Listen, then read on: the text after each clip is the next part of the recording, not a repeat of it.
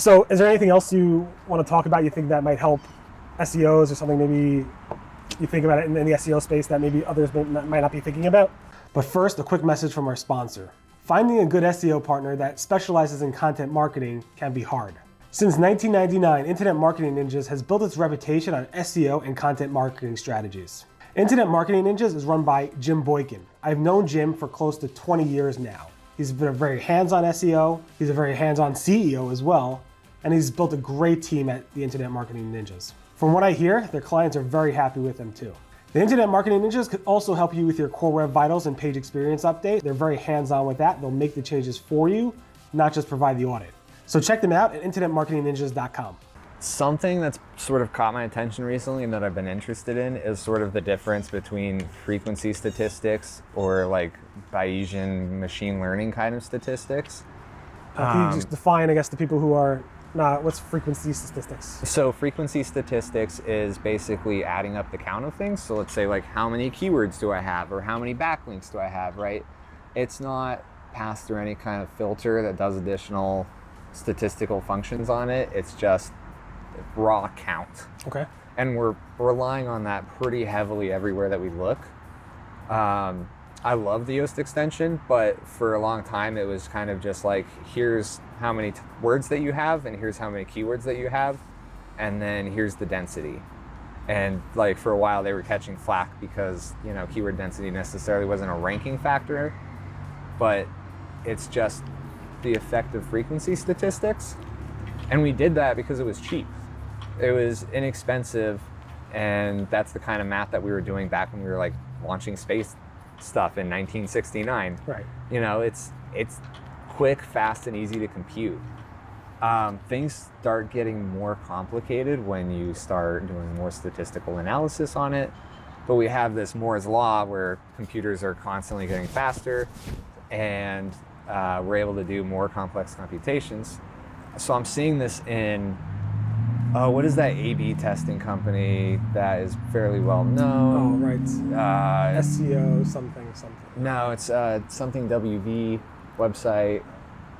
There's tons of them actually, but SEO Clarity does A/B testing. There's only one that I know of that's doing naive bias A/B testing. Okay. Right, so instead of just counting like, here's how many people hit this one or this one, they're doing what's called greedy statistics, where if some test keeps succeeding, they'll keep providing it because they basically. How do they know if it succeeded? How do they know? If ranking better, they try.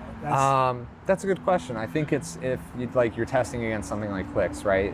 So maybe across a period, if it's receiving more clicks than the other, then they want to continue to provide the higher result. Okay. Because at a certain point, your sample size is going to run out. Right. Most statistical tests assume that you have an infinite sample size, but the web is saturated. It's not infinite. Well, sometimes it feels like it, but but it's like not necessarily infinite. So right, especially as you get more specific with your keywords and so forth. Yeah, so we need to, you know, improve the way that we're testing or provide better machine learning to run our content through. So I'm hoping that that's the direction that the SEO industry is going to go in, is away from frequency statistics and towards machine learning or naive bias kind of stuff. And I think this is sort of what Mike King has been preaching for a little bit, is that, you know, like there's spaces that we can do better. You know, for a while Bing was using frequency in their algorithm, and and they got made fun of for that. Right. They haven't done that for years, probably. No, I don't think so. But I really hope that SEOs like start getting the tools and the access to start doing some more advanced statistical work. Right. I'm just trying to see how that would actually be implemented for a small-time SEO, like a little small SEO consultant that maybe has 1 or 2 or 3 people working for them. It's, unless they have a tools provider like you were mentioning, and their client has a massive set of traffic, it's almost impossible, I think. So Facebook just released like a new model for prediction. Right. Like time series prediction, right? Which is perfect for traffic. Right. And so we had a client that was like, hey, can you give us some predictions on what our traffic might look like? And so instead of just doing the old Excel sheet and being like, here's the keywords that we want to rank for, here's the click-through rate, we could just be like, I fed it through this algorithm, here's the seasonality, and here's where we want to be based on like where this is tracking. And does that usually match the previous methods of doing it, the old-fashioned ways, or no? Have you tested, like? I just did it. You just did it. But you never, I'm curious if it's worth the effort or not. Like, It was so ultimately low you want effort. more budget.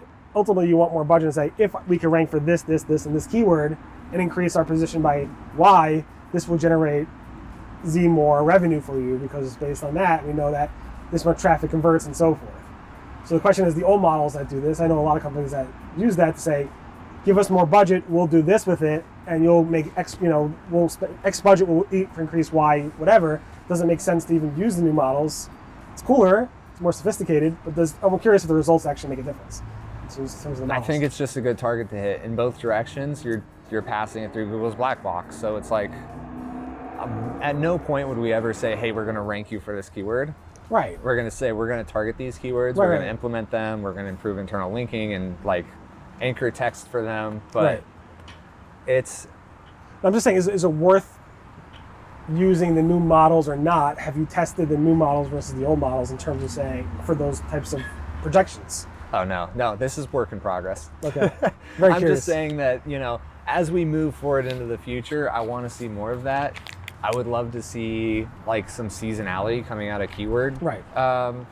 Like everything basically just relies on here's the traffic range that you might get for a keyword.